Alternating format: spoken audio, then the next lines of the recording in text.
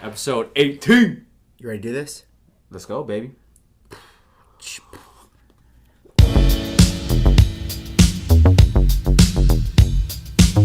Episode 18, let's do it. Episode 18, the value of a support system. The people around you. A good quote, that I've heard a while back was, you are the average of the 5 people you spend the most time with. It's the truth, man. It really is. And we can go in so many directions on this, but let's start with training, right?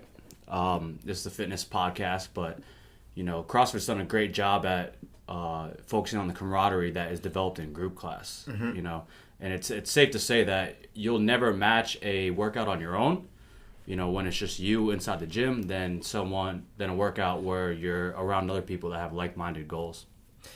Yeah, and traditionally when we used to train at the commercial gym, we had that with our friends and our buddies. But what's unique about the group model, which is very popular with CrossFit, is that when done properly, the way we screen individuals for our gym, we are finding like-minded individuals, because there is some core tenets that we have that we think would make someone very suitable for our gym, not just from a physicality standpoint to be able to be in just enough good shape to start doing group classes, but from a personality sake. And what's happened because of that is when someone says, like, we have a good community, it's, I hate, like, when someone says that, it's just, to me, it's just as bad as someone talking about core training or like those fancy trendy words that trainers like to use, because everyone's saying it but nobody knows what it means. For me, when someone's talking about the community, they're talking about, I like my gym because on average the people around me are like-minded. Yeah, and then also everyone gets along. You don't want someone that's coming into group class with a bad attitude that's kind of dragging on some stuff that went on during their day. You want a gym full of people that are excited to work out, excited to be sociable, talk, during, break times at the gym, talk during the rest time, talk before class, after class, that get along, that greet each other. Hey, how's it going? The experience of the actual training session is just that much more enjoyable. It's more enjoyable for us to coach like that. It's just great energy with people that get along together, that are, like you just said, are like-minded individuals. Yeah, and for me as a business owner, that is a tangible asset. Like, I am looking to see where that current asset is in our facility, and that are we allowing this thing to continue to grow. And the way we grow that asset is through introductions in the beginning of classes. It's doing partner workouts, it's getting outside of the gym and doing events. These are all different ways for us to literally elevate the community and connect the community, because I've always said that people can detach from price, they can even detach from programming, but they can never detach from community. And when someone makes a connection, sometimes that's what keeps them in a gym more than anything else that we can do. Yeah, no doubt. And it's just about developing relationships and making those stronger, as we move forward in life, just developing a stronger and stronger relationship with, our athletes, with coaches, with each other. That's really what business is. Like you just mentioned, you being a business owner, that's what business is relationships. And the older I get, the more that kind of comes a little bit more clear on, the more connections you can make, and the deeper the connections you can make with people, the better off you're going to be. And likewise, if, I'm pretty cutthroat. If I don't feel like a relationship is productive, then I sever the ties, right? If our family motto this year is, if we don't like something, then we're going to change it, because we have all the power in us to do so, no matter what it is. Absolutely no matter what it is. If we don't like something, if it's unsettling, if it keeps bothering us, then we're going to sit down as a family and decide, how are we going to make this situation better? And I feel it's even more important to do, above all things, is relationships, about auditing the relationships, whether they're the close connections we have from our blood, from family, to people that have been close friends for years, right? That was the convo we had originally. Close friends that we've had for years that, they don't hate us, but they don't really support us, right? And no more is that more evident than on social media, where we know they follow us, but the only time they actually do make a comment, it's a negative one, or it's such an outlier comment that it doesn't just meet the reaction we're trying to get, or the uplifting spirit we're trying to produce out of a post or a video or whatever. And for me, that's non-supporting. That behavior is non-supporting. So the best way on social media, it's easy. I do it all the time. I audit my social media account all the time. I unfriend them, I block it. The only thing that gets posted and that can be seen are the people that are on my friend's account. In life, that's not so easy. I don't mean to cut you off, but there's 3 ways to kind of deal with people like that, There's some you have to cut off completely, like, hey, they are toxic to my life, I'm going to cut them off completely. There's some you just got to cut back time with, That's good. If there's someone that is blood that have been there from the very start, maybe you're not seeing eye to eye a little bit, and you see them drifting in a direction you don't want to drift to, you can say, hey, I'm going to keep my, relationship with them to a minimum. You can't cut them off completely, but hey, if you see them at a family event, or sure, you're cordial. Exactly, you're cordial. If there's a desperation time where they really need something, you'll come through because hey, they've been there from day one. But as far as like talking to them every day, if they're not gonna give value to you that day, you don't have to talk to them every day. And then there's ones that also you'll come across that you got to spend more time with. They are deserving of your time. They have a mutual, they will bring benefit to you like you will bring benefit to them. Yeah. And that's a mutual understanding there. And those are the type of people you want to increase, more time with. So there's, cut time with some people, cut people out entirely, and then increase your time with some. Right. And that goes into auditing, is who are you going to cut that time away from, and should you try to give more time to? And,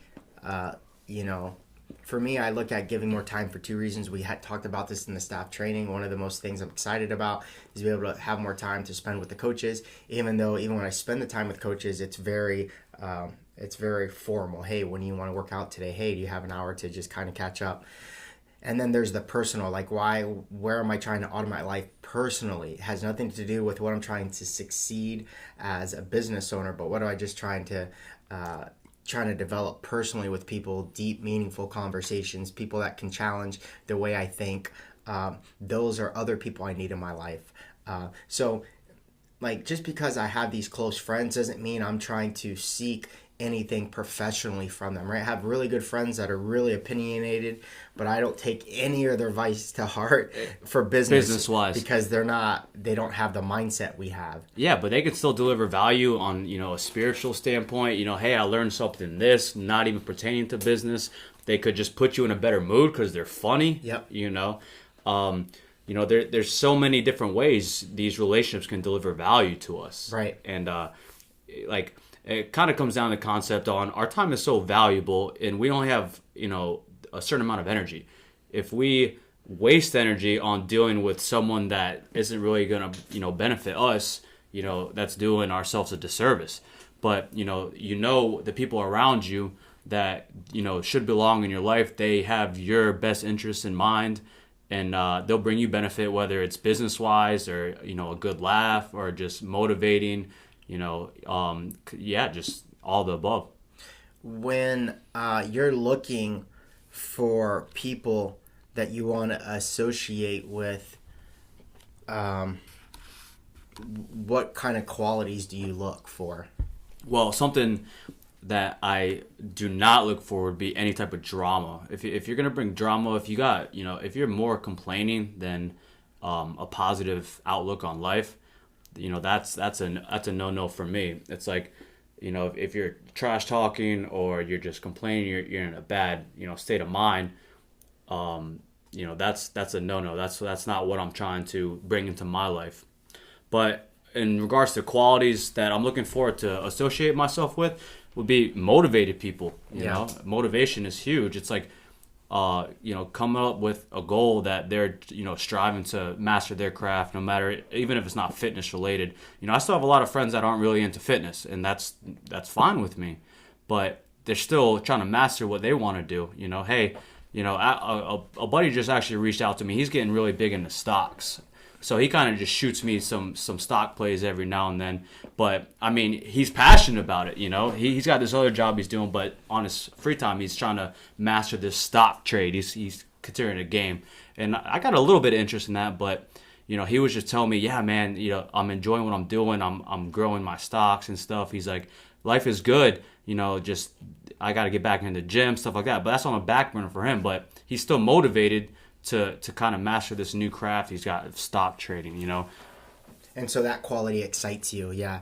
The term I was using was driven. It's like they are looking to create something in their own life that they don't currently have. And that quality is not only admirable, it's contagious. Mm-hmm.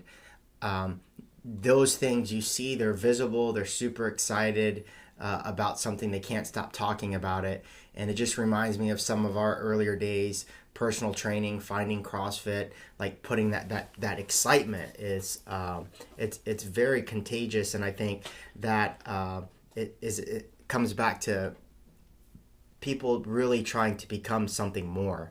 And that's really the quality that I want, is someone who's constantly pushing themselves, who's looking to grow, right? Tony Robbins said that if you're not growing, you're dying. Mm-hmm. Not like physically dying, but like you're mentally, spiritually dying, because the mind is constantly trying to grow and adapt to these challenges. And if you don't try to overcome them, then you struggle. And struggle, in the terms that we talk about it, is negative, not really happy person, not doing anything with your life. That's the type of struggle that I see in these individuals that really aren't trying to grow. Yeah, it just comes down to people that are trying to progress in life. They're trying to make that next step. They're not content. The worst thing you can get is probably content with where you're at.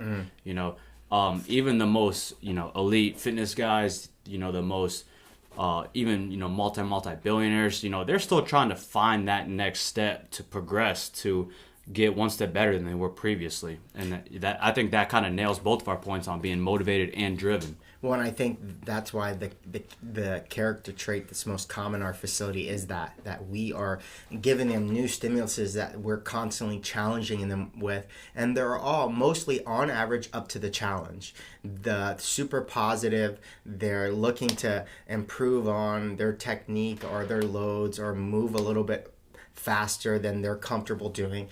That's really what they're trying to do, is they're trying to become more than they currently are. That's really what fitness is all about, is this is my current level of fitness, and if I can improve it, if I can keep pushing myself and get uncomfortable, I can grow. I can become fitter because of it. And I think that's why this model works so well for finding the type of individuals that we want, because it meets a lot of the character traits that we believe in. I think it's why we started doing what we're doing. It's why we're still doing what we're doing, because of all the character the people it draws in that we want to work with, right? We talk about like if it's time to fire a client because we don't meet on the same page anymore, then it's time to do it, because there is a certain personality that we work best with. And like, I don't care if the dude's paying me $200 an hour for personal training. If we don't have the same vision, it is not worth it to me. Yeah, I will lose those $200, because that's not why I do what I do. Yeah, no, it won't work. It's not a even trade-off on dealing with a sour athlete or sour client. They could put you in a bad mood. That could affect the classes after you, or they could affect the relationships inside the gym with other members. It's really not worth the money. It's more, based on going back to our vision on, they have to have a similar vision on what we want to do here. And that is have a good workout, have everybody get along great, have everyone push each other and motivate each other, and develop relationships. Yeah, it's. I think what we're trying to get there is it's mutually beneficial for both. In any relationship, it has to be mutually beneficial because it doesn't make any sense. It doesn't mean that like I'm always positive, because mutually beneficial is we both depend on each other. When I'm down and you're my training partner, you're gonna lift me Pick up, me up, yeah. right? So that can be mutually beneficial. Doesn't mean like we all have to high five and be happy all the time, but that we support each other. And whether that's with our personal training clients, with our members, with our friends or families, it all has to be mutually beneficial. The moment that someone doesn't apply or respect what we're saying in group class, we've lost the mutual relationship. Because if someone ignores your cue because they just don't want to listen to you anymore, we've lost it. There's a huge, so we either, what we talk about is, we need to follow up with this individual ASAP to figure out, was that just a bad day, or do you really not respect me anymore? Because there's a huge difference between the two. And we've had to fire some clients. Some we've had breakthroughs, just you and I, same individual, where we're like, you know what, I don't know if this is going to work out with this person anymore. And we both had multiple conversations with this person, and it's become much easier to work with. And I think some people are unwilling to have those conversations, right? I'm not going to cut somebody out until they know why I'm going to cut them out, or at least they understand why I did it. They don't have to agree with it, but they'll know why, like Mario doesn't try to be nice to me anymore, or he doesn't share stuff with me anymore. I believe the most power we have over our friendships is the private information that we share, right? And that's the most, I think, the greatest privilege you can have in a relationship is to know anything that's going on with Brett, that I have that relationship to have it with him. Yeah, like you just said, mutually beneficial. And that doesn't just stop at the ability to get along with each other, but, like you said, pick each other up. There will be some things that you are stronger at that I'm weaker at, okay? That you'll balance me out because you'll use, your strengths towards my weaknesses to make this relationship work a little bit better. And then vice versa. There might be some things you're a little bit weaker at that I'm stronger at, but I will pick you up because something is my strength that might be your weakness. That's the best way, they say, to hire in business. Hire people that are bringing stuff to the table that you might not be the greatest at. It just understanding on the people you are around, you're working with, what their strengths might be that you might be a little bit weaker at. And it just comes down to, like you said, being mutually beneficial, and that's making our relationship more well-rounded than I could be individually or you could be individually. It's good, brother. On the same page. We talked about that when we in our staff training, is like nothing. It does not excite me to have to coach every single class and have to deal with every single fire that happens in the business. I want people that are willing to, take the lead, to take responsibility. That's what was most important to me, because I knew that would be a mutual beneficial relationship versus, like we talked about the other day, if the equipment breaks, I don't want to deal with it. Like the mutual relationship is that we're all here to lift the gym up in any way, manner possible. If equipment breaks, everyone's got the responsibility to deal with that and have a protocol for what we're going to do when something breaks.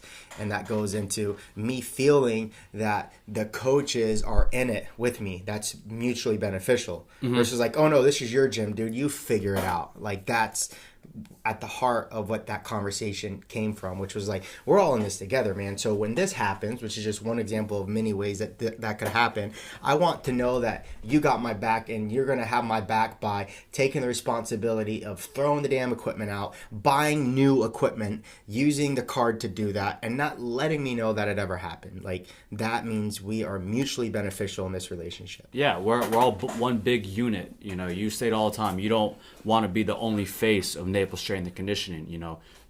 You've done a great job at developing a staff around you that, I personally feel, hey, this is my gym, as well. I will take ownership. I take pride. I love our gym. I take a lot of pride in it. But, we're one big unit, and, you've done a great job at establishing a staff where we all get along great. There's never any negative energy. And I think that's why our gym runs so well, is because we're one big team, that take pride and that have like-minded, goals towards our gym and like-minded thoughts, and we're all in the, the same spot, mentally. I appreciate that, man. Yeah, and it took some mistakes, I think, as well as you make relationships, and we're like, man, that was a very negative relationship I had, that caused me to be a certain way or act a certain way, and I felt that way with some coaches that I hired my first couple years, and I was doing more for them than they were doing for me, and I learned from that experience is that I never wanted that again. That's not mutually beneficial. Exactly, and it's what I learned from that, and that's why I wanted to develop, develop a program where I could teach the skills but hire on character, right? And that's what I did, and it was the best thing I did for the gym. Yeah, and I think that the ITP program we got going on kind of sets us up for success with that. You're determining that these coaches are willing to put a little bit of skin in the game and willing to put in time without even making $1, and like, if they can make it through that, ITP program, that 3 months without making any money, like, the benefits come later. It's just, it's so rewarding, just if they can just make it that far.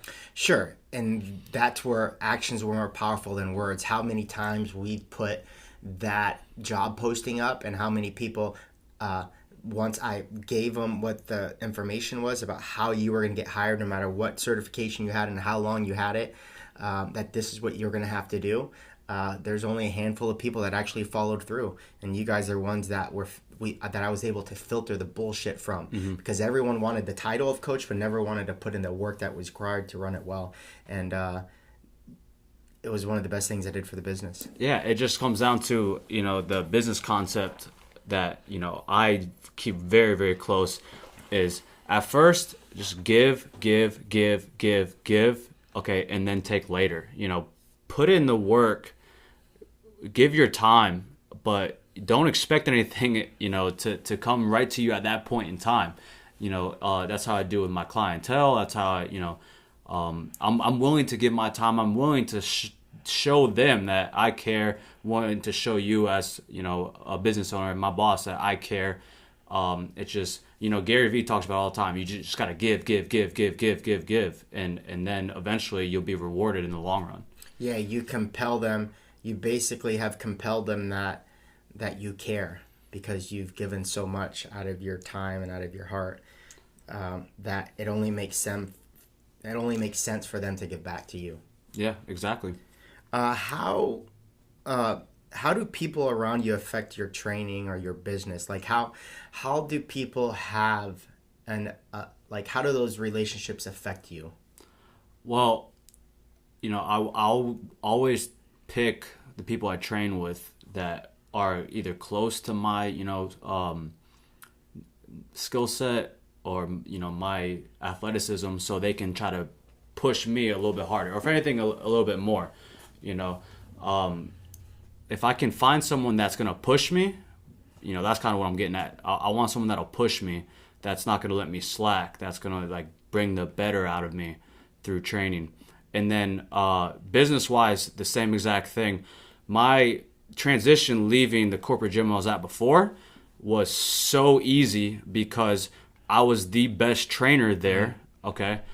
I was not learning from anybody else there. I didn't learn any, skills to develop to be a better trainer, or, how to, understand how businesses ran, like a mom and pop business, a CrossFit box. I was at the corporate, so all I knew was corporate. I was an employee ID number. So the transition from that to this was easy. I came to a gym where there was coaches that were way better than me that, I wanted to just kind of soak up as a sponge all the knowledge they had. It's kind of, putting yourself in a situation where there's people around you that's going to elevate you. That's powerful. There's a theory in psychology called modeling, and it's something we hear about a lot, but I don't think we've really taken the time to think about it. But modeling is this idea is, when we look at role models, there are things that they have that we want, right? When we take role models as kids, or even as business owners today, there are certain characteristics that they apply to their own life that modeling agrees that if you can copycat, then you have a greater chance for success. And for me, when I look at building relationships or keeping relationships, I'm looking at, do they have behaviors that I would want to model that I don't currently have? Because I recognize if I don't currently have them and they're positive behaviors and I can learn from these individuals, it'll only elevate me as a person, as a business owner, as a husband, as a father. So when I'm looking at relationships, I'm looking at what common behaviors do they display, and would that be something that I would want in my own life? Because if it is, then those are relationships that I want to keep or have or develop even stronger. But if they're not, most common behaviors, not like we have outliers, I get angry, I get impatient and shit, but on average, do those behaviors, do they display them? Because if they do, those are the relationships I want to keep building. Yeah, it just comes down to what type of person they are. I sent you this a long time ago. It's a quote that just kind of came into mind. It was, never take advice from someone you wouldn't mind trading places with. You know, and there's so much information that's getting put out there, especially in social media. And, you know, it comes down to you taking advice from, you know, stuff that makes sense to you, stuff from a credible source. And, you know, your last point there just kind of came to me, you know, never take advice from someone you wouldn't mind trading places with. Right. And I think that what happens in our own relationships is that red flag behaviors are what forces us to really audit the relationship. Is like, whoa, where did that come from? Or why is he acting like that? Or like, I don't like how that person did that. That, because most, on average, we kind of people we try to, you know, stay away from drama and things like that, that when it's coming unneeded for unnecessary reasons, that's when we have to stop and be like, that's a negative relationship there, and I really need to think about trying to fix that, or letting them know those behaviors are unacceptable. It's not cool. Or we need to just move on. And most people do this naturally in life. They just stop communicating with people. And I think that's a start to auditing your relationships, but I think they need to be more direct and why it is you're removing yourself from those relationships. Because otherwise, if you don't really know, then you're just going to let other people in your life that have those that tend to have similar behaviors, and you don't really realize till it's too late again. So you're eliminating one bad relationship, and you're gaining a new bad relationship. And so the goal is to really be clear and precise about behaviors and things that you accept and don't accept, and let the people form around those behaviors versus just like, you know, hoping this person has those behaviors to realize they don't, and then you have to excommunicate them too. That's deep, bro. That's deep. No, that really hit me hard. It's true, because you know the direction you want to go in life, and you know the type of people, you know, that you want around you. And if you kind of come up with, you know, the actions or the traits, you know, or the values that you expect from others, and then assure that these people you're bringing into life They're less likely to have the, you know, yeah, I never really thought of it like that, man. Yeah, instead of looking at the person as an individual, I just pull out, like, if you know something about them, what are their behaviors most common? And that's how I develop the relationship. And then what connects people are stories that we share, personal life stories. That's great. I think that helps and connects us deeper. But to really have long-lasting relationships is about how people act. And, you know, we're getting older, right? I think the more motivated and driven someone is, the harder it is to maintain quality relationships with older friends. And the reason for that is because they don't have those qualities. They don't display those behaviors like we do. And so we're constantly literally elevating ourselves intellectually, professionally, privately in our own lives. And they've stagnated to the 18-year-old jock, right? Mm-hmm. And so there's a huge gap between where we currently stand as individuals to where they are, right? And so listen, like you said, they're fun. You want to go out to the bar and have some drinks. You know you're going to have a good time with them because mentally they're still 18-year-old mm-hmm. and they know how to have a good time. And we're not. We're so much more than that.